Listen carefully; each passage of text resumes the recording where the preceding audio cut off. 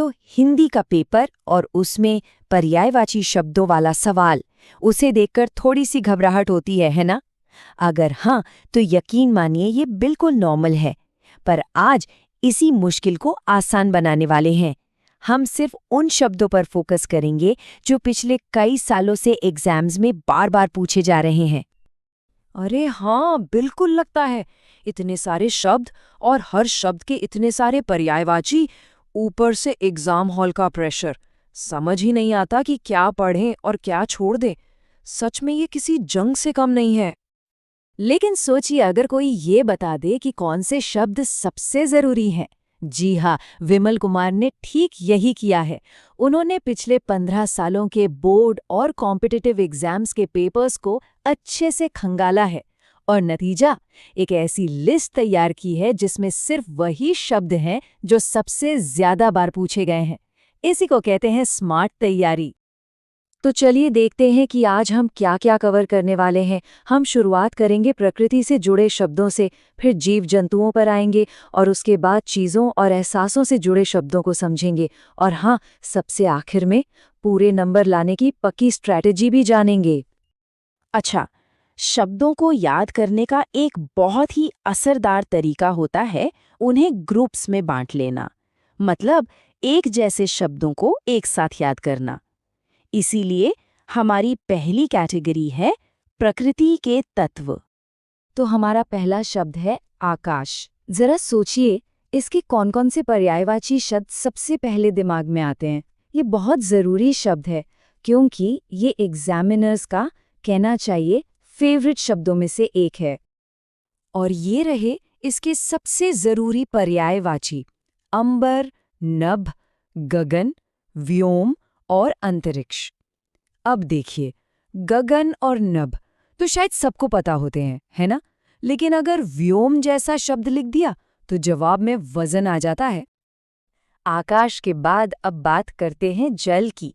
ये भी प्रकृति का एक ऐसा एलिमेंट है जिसके बिना जिंदगी नहीं चल सकती। और सच कहूं तो इसके पर्यायवाची याद किए बिना परीक्षा में अच्छे नंबर भी नहीं आ सकते। तो ये है नीर, तोय, वारी, सलिल और अंबु। और यहाँ एक मज़ेदार बात यह है कि इनमें से ज़्यादातर शब्द संस्कृत से आए हैं और ये दूसरे शब्द बनाने में भी मदद करते हैं, जैसे जल से जलद या अंबु से अंबुज। अब यहाँ एक कमाल का लॉजिक है जिससे ये शब्द हमेशा के लिए याद हो जाएंगे। सूर्य के पर्यायवाची देखिए, दिवाकर और दिनकर। दिवा या दिन मतलब दिन करने वाला। और वहीं चांद का पर्यायवाची है निशाकर। निशा यानी रात, तो रात करने वाला। देखा, इस ट्रिक से इन्हें याद रखना कितना आसान हो गया। ठीक है, तो प्रकृति के बाद अब हम अपनी दूसरी कैटेगरी पर आते हैं, जीव और प्राणी। इसमें हम देवताओं, जानवरों और इंसानों से जुड़े सबसे ज़रूरी शब्दों पर नज़र डालेंगे। और इस लिस्ट में सबसे पहला नाम आता है श्री गणेश का। देखिए, देवी देवताओं के पर्यायवाची अक्सर पूछे जाते हैं और उनमें भी गणेश जी सबसे प्रमुख हैं। इनके नाम तो इनके गुणों से ही याद हो जाते हैं, जैसे गणपति यानी सभी गणों के स्वामी, लंबोदर यानी जिनका उदर या पेट लंबा हो, और गजानन मतलब गज या हाथी के मुख वाले। ये कहानियां ही शब्दों को याद करा देती हैं। अब आते हैं जंगल के राजा सिंह पर। शक्ति का प्रतीक ये जानवर पर्यायवाची शब्दों के मामले में भी काफी अमीर है। शार्दूल, केसरी, हरि ये तो हैं ही, लेकिन जरा मृगराज और वनराज पर ध्यान दीजिए। मृग यानी जानवर, तो मृगराज मतलब जानवरों का राजा, और वनराज मतलब वन का राजा। लॉजिक से याद करना हमेशा आसान होता है। और अब सबसे प्यारे रिश्ते, माता और पिता। हमारी भाषा कितनी खूबसूरत है ये इन शब्दों से पता चलता है। जननी और जनक का मतलब है जन्म देने वाले, वहीं धात्री और पालक का मतलब है पालन पोषण करने वाले। हर शब्द में कितना गहरा मतलब छिपा है। चलिए अब अपनी आखिरी कैटेगरी पर चलते हैं, वस्तुएं और विचार।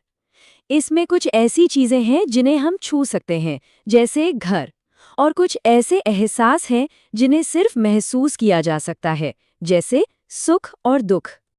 शुरुआत करते हैं एक बहुत ही आम से शब्द घर से, लेकिन इसके जो पर्यायवाची शब्द हैं वो इतने आम नहीं हैं। वो ज्यादातर आपको फॉर्मल जगहों पर ही मिलेंगे और इसीलिए एग्जाम के लिए बहुत जरूरी हैं। जैसे सदन, भवन और गृह। सोचा है कभी संसद भवन में भवन क्यों होता है, या शांति निकेतन में निकेतन, या फिर शिवालय में आलय? ये शब्द दरअसल उस जगह के एक खास मकसद को दिखाते हैं। और अब देखते हैं दो बिल्कुल अलग एहसास, सुख और दुख। देखिए तो जरा, हर एहसास को बयां करने के लिए कितने गहरे शब्द हैं हमारे पास।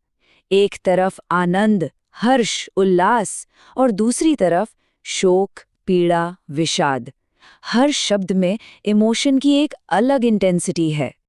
तो शब्द तो हमने बहुत सारे देख लिए जरूरी वाले, लेकिन अब आता है सबसे बड़ा सवाल, एग्जाम में इन्हें लिखना कैसे कि एक भी नंबर ना कटे।